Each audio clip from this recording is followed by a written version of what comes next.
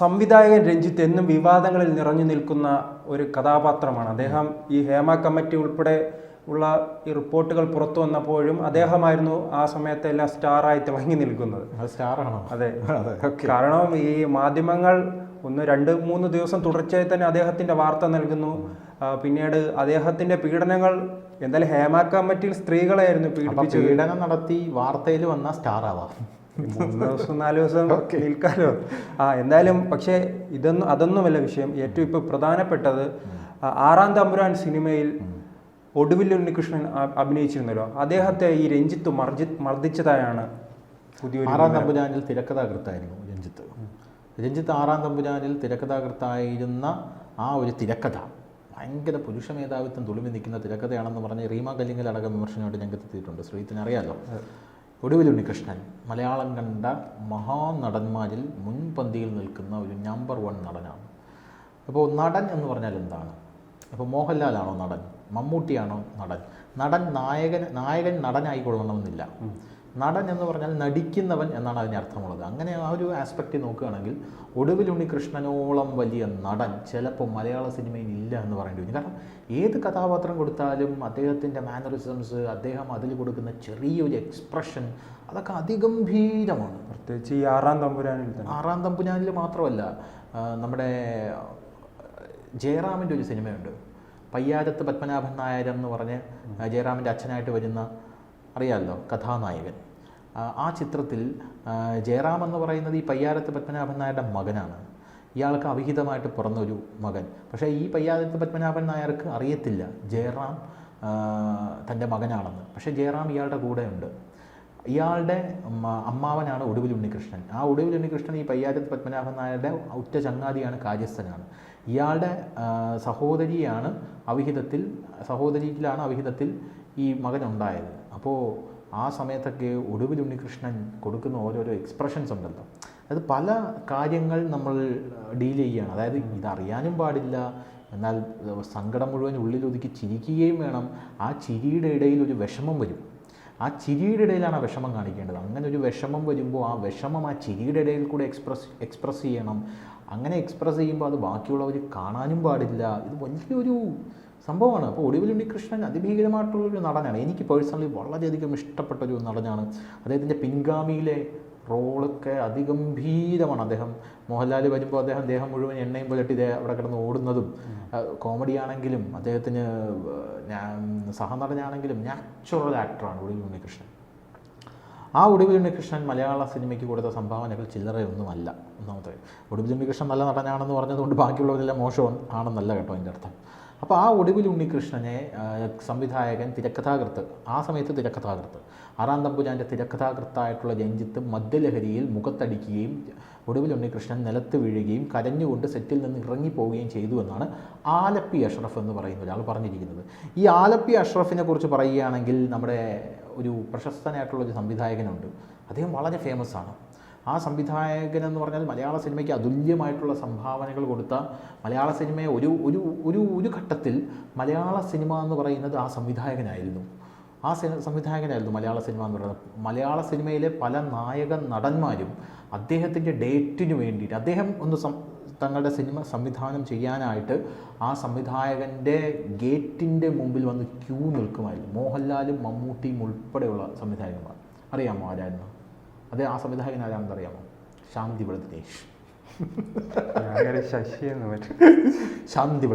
അദ്ദേഹം ഇപ്പോൾ ഒരു യൂട്യൂബ് ചാനൽ തുടങ്ങി തൻ്റെ പഴയ കലാസപര്യയെക്കുറിച്ച് വാതോരാതെ ഛർദ്ദിക്കുന്നുണ്ട്. അപ്പോൾ അദ്ദേഹം അങ്ങനെ ഛർദ്ദിക്കുന്നത് കണ്ടിട്ടാണോ എന്ന് എനിക്കറിയില്ല. ആലപ്പി അഷ്റഫും അതേ പാതയിലോട്ട് പോവുകയാണ്. നമ്മുടെ ഗോസ്റ്റ് ഹൗസ് ഇന്നിൽ കത്തനാരായിട്ട് വന്ന് നമ്മുടെ നെടുമുടി വേണു പറയുന്നൊരു ഡയലോഗ് എനിക്ക് ആലപ്പിയോട് പറയാനുള്ളൂ: നാശത്തിലേക്കാണ് നിങ്ങളുടെ പോക്ക്. മനസ്സിലായില്ലേ? അദ്ദേഹം ഇങ്ങനെ നിരന്തരമായിട്ട് തൻ്റെ പഴയ കലാസൗകര്യയെക്കുറിച്ചും തുറന്നു കഴിഞ്ഞാൽ ഒരു രക്ഷയുമില്ല. പഴയ കഥകൾ, പഴയ മസാല കഥകൾ. അദ്ദേഹം കാണാത്തതായിട്ട് ഒന്നുമില്ല ജീവിതത്തിൽ. അദ്ദേഹത്തിന് എല്ലാവരെയും പേഴ്സണലായിട്ട് അറിയാം. പ്രേം നസീറിൻ്റെ ശവകുടീരത്തിനകത്ത് നടക്കുന്ന കാര്യങ്ങൾ പോലും അദ്ദേഹം കൃത്യമായിട്ട് പറയും. അപ്പോൾ ആ ഒരു രീതിയിലേക്കാണ് ഈ ആലപ്പി അഷ്റഫ് പോകുന്നത്. മറ്റൊരു ശാന്തിവിളയാവാനുള്ള ഉദ്ദേശമാണ് ആലപ്പി അഷ്റഫിൻ്റെ. പക്ഷേ ശാന്തിവിളാണെന്ന് തകർക്കാൻ കഴിയില്ല. പക്ഷേ ഇല്ല, ശാന്തിവിളയുടെ ആ ഒരു നിലവാരമില്ലായ്മ ഒരിക്കലും ആലപ്പി അഷ്റഫിനെ തകർക്കാൻ അണ്ണനെ അതൊരു തകർക്കണം മുതലാണ്. അല്ല, ഞാൻ വളരെ പോസിറ്റീവ് ആസ്പെക്റ്റിലാണ് പറഞ്ഞത്. ശാന്തിവിള ഒരു മുതലാണ്. ശാന്തിവിളയുടെ ആ ഒരു നിലവാരമില്ലായ്മയും അതൊന്നും നമ്മുടെ മലയാളികൾ ഒരുപാട് സ്നേഹിക്കുന്നുണ്ട് ശാന്തിവിളയെ, ചുമ്മാ പറയുന്നില്ല. കാരണം അവർക്ക് ഈ പ്രത്യേകിച്ച് കേരള കമ്മിറ്റി റിപ്പോർട്ട് വന്ന് വലിയ അംഗീകാരം ഗോസിപ്പുകൾ കേൾക്കാൻ മലയാളികൾക്ക് അങ്ങേയറ്റം ഇഷ്ടമാണ്. ഗോസിപ്പുകൾ കേൾക്കാൻ. അപ്പോൾ ആ നടനെ ഈ നടിയുടെ കട്ടിലിൻ്റെ അടിയിൽ നിന്ന് പിടിച്ചു, ഈ നടനെ ആ നടിൻ്റെ കട്ടിലിൻ്റെ അടിയിൽ നിന്ന് പിടിച്ചു, മറ്റവൻ കഞ്ചാവാണ്, അവൻ്റെ അമ്മയുണ്ടല്ലോ അവൾ പണ്ട് ഇങ്ങനെ എന്നൊക്കെ പറയുന്ന ഒരാൾ മലയാളികൾക്ക് വളരെ പ്രിയമാണ്, വളരെ ഇഷ്ടമാണ് അവരെയൊക്കെ. അത് നമ്മൾ മനസ്സിലാക്കണം. അപ്പോൾ ആ ഒരു പാതയിലേക്ക് ആലപ്പി അഷ്റഫ് പോവുകയാണോ എന്ന് എനിക്കൊരു ഡൗട്ടുണ്ട്. ഞാൻ ശാന്തിവിളയെക്കുറിച്ച് വളരെ പോസിറ്റീവാണ് കേട്ടോ. മലയാളികൾക്ക് എൻ്റർടൈൻ ചെയ്യിക്കാൻ എന്ന് അദ്ദേഹത്തിന് അറിയാം. ഇതിൽ അദ്ദേഹം പറയുന്ന എക്സാക്റ്റ് വരി ഞാൻ വായിക്കാം. കുറച്ച് ചിത്രങ്ങൾ എടുത്ത് വിജയിച്ച ചിലർ അവരുടെ സ്വഭാവ പരിണാമം മൂലം മലയാളികളുടെ മനസ്സിൽ വെറുക്കപ്പെട്ടവരായി മാറിയിരുന്നു. സംവിധായകൻ രഞ്ജിത്തിനെ കുറിച്ചാണ് പറയുന്നത്. വർഷങ്ങൾക്ക് മുമ്പാണ് ഞാൻ രഞ്ജിത്തിനെ മദ്രാസിൽ വെച്ച് കാണുന്നത്. വിനയമുള്ള ഒരു ചെറുപ്പക്കാരനായിരുന്നു അയാൾ. എല്ലാവരോടും ബഹുമാനത്തോടെ സംസാരിക്കുന്ന ഒരു ചെറുപ്പക്കാരനായിരുന്നു രഞ്ജിത്ത്. മറ്റുള്ളവരെ പോലെ അന്യഭാഷ ചിത്രങ്ങളെ അദ്ദേഹം ഒരിക്കലും ആശ്രയിച്ചിട്ടില്ല. അങ്ങനെ മറ്റുള്ളവർക്ക് അസൂയ തോന്നും വിധം അദ്ദേഹം മലയാള സിനിമയിൽ ഉയർന്നു വന്നു. മോഹൻലാലിൻ്റെ നായകനെ കരുത്തനാക്കിയതിനു പിന്നിൽ ഏതാനും ചിത്രങ്ങളാണ് ദേവാസുരം, ആറാം തമ്പുരാൻ, നരസിംഹം തുടങ്ങിയവ. അവയുടെ പിന്നിലും രഞ്ജിത്തായിരുന്നു. സിനിമയിൽ ഉയർന്നതോടെ അദ്ദേഹത്തിൻ്റെ സ്വഭാവവും മാറാൻ തുടങ്ങി. മറ്റുള്ളവരോട് പുച്ഛം മാത്രം, താൻ പറയുന്നത് മാത്രമാണ് ശരിയെന്ന നിലപാടായി. രഞ്ജിത്തിൻ്റെ ഇത്തരം വിശ്വാസങ്ങളെ പ്രോത്സാഹിപ്പിക്കാനും ആളുകളുണ്ടായിരുന്നു. അദ്ദേഹം പറയുന്ന പല കാര്യങ്ങളോടും പൊതുസമൂഹത്തിന് യോജിക്കാൻ കഴിയുമായിരുന്നില്ല. സിനിമ ചെയ്യുന്നത് ഒരു ക്രൈമായിട്ടാണ് താൻ കാണുന്നതെന്ന് അയാൾ പലപ്പോഴും പറഞ്ഞിട്ടുണ്ട്. അങ്ങനെ നിൽക്കുന്ന സമയത്താണ് അയാൾ ചലച്ചിത്ര അക്കാദമിയുടെ ചെയർമാനായി സ്ഥാനം വഹിക്കുന്നത്. ഒരു കാലത്ത് വേദികളിലേക്ക് നീണ്ട കയ്യടികളോടെ രഞ്ജിത്തിനെ സ്വീകരിക്കാൻ തുടങ്ങിയ മലയാളികൾ പിന്നീട് കൂവിയാണ് അയാളെ വരവേറ്റത്. ചലച്ചിത്രമേളയിൽ പ്രസംഗിച്ച സമയത്ത് കൂവിയ യുവാക്കളെ അദ്ദേഹം താരതമ്യം ചെയ്തത് തൻ്റെ വീട്ടിനടുത്തുള്ള തെരുവ് പട്ടികളോടാണ്. അന്ന് മുതൽ അദ്ദേഹത്തിന് ഓരോ പരാജയങ്ങൾ ഏറ്റുവാങ്ങേണ്ടി വന്നു. പിന്നാലെ അദ്ദേഹത്തിനെതിരെ അക്കാദമിയിൽ ശബ്ദമുയർന്നു. അപ്പോഴേക്കും രഞ്ജിത്തിൻ്റെ പേരിൽ പീഡന കേസ് വന്നു. അങ്ങനെ സർക്കാരും അദ്ദേഹത്തെ കൈവിട്ടു. ഈ രഞ്ജിത്തിൻ്റെ എതിരെ അക്കാദമിക്കകത്ത് നടക്കുന്ന പല കാര്യങ്ങളുണ്ടല്ലോ. രഞ്ജിത്ത് ചലച്ചിത്ര അക്കാദമിയിൽ ഒരു വിമതനാണ്. രഞ്ജിത്ത് അവിടെ ഉള്ളത് കൊണ്ടാണ് ചലച്ചിത്ര അക്കാദമി യുവമാർ വിഴുങ്ങാതിരിക്കുന്നതെന്നാണ് ഞാൻ മനസ്സിലാക്കുന്നത്. അതിഭീകരമായിട്ടുള്ള അഴിമതിയാണ് ചലച്ചിത്ര അക്കാദമിക്കകത്ത് നടന്നുകൊണ്ടിരിക്കുന്നത്. രഞ്ജിത്ത് ഉള്ളത് കൊണ്ട് പലർക്കും പിൻവാതിൽ നിയമനങ്ങളും പലതും നടത്താനായിട്ട് സാധിക്കുന്നില്ല. അതുകൊണ്ട് തന്നെ രഞ്ജിത്തിനെ ഒതുക്കേണ്ടത് മറ്റാരെക്കാളും രഞ്ജിത്തിൻ്റെ കൂടെ തന്നെ നിൽക്കുന്നവരുടെ ആവശ്യമാണ്. അതുകൊണ്ടാണ് രഞ്ജിത്തിനെ അവരെ ടാർഗറ്റ് ചെയ്ത് ഉപദ്രവിക്കുന്നതെന്നാണ് ഞാൻ മനസ്സിലാക്കുന്നത്. അതിൽ വസ്തുതയുണ്ട് എന്ന് ഞാൻ മനസ്സിലാക്കുന്നുണ്ട്. ചലച്ചിത്ര അക്കാദമിക്കകത്തുള്ള ആൾക്കാർ തന്നെയാണ് എന്നോട് ഈ കാര്യങ്ങളൊക്കെ പറഞ്ഞിട്ടുള്ളത്, അതും നല്ല റെപ്യൂട്ടഡ് ആയിട്ടുള്ള ആൾക്കാർ. ഇതൊക്കെ അനുഭവിക്കാൻ രഞ്ജിത്ത് ബാധ്യസ്ഥനാണെന്ന് ആലപ്പി അഷ്റഫ് പറയുന്നു. എനിക്കൊരു അനുഭവം ഉണ്ടായിട്ടുണ്ട്, അത് പങ്കുവയ്ക്കാം. ആറാം തമ്പുരാൻ്റെ ഷൂട്ടിംഗ് ലൊക്കേഷനിൽ കുറച്ച് ദിവസം ഞാനും ഉണ്ടായിരുന്നു. ഞാനതിൽ വലിയ വേഷം ചെയ്തിട്ടുണ്ട്. ഒരു ദിവസം ഒടുവിൽ ഉണ്ണികൃഷ്ണൻ തിരക്കഥാകൃത്തായ രഞ്ജിത്തിനോട് ഒരു തമാശ പറഞ്ഞു. മദ്യപിച്ചിരുന്ന അയാൾ ഒടുവിൽ ഉണ്ണികൃഷ്ണൻ്റെ കലർത്തടിച്ചു. അടി കൊണ്ട് ഒടുവിൽ ഉണ്ണികൃഷ്ണൻ നിലത്ത് വീണു. പല രോഗങ്ങൾക്കും മരുന്ന് കഴിക്കുന്ന ആളാണ് അയാൾ.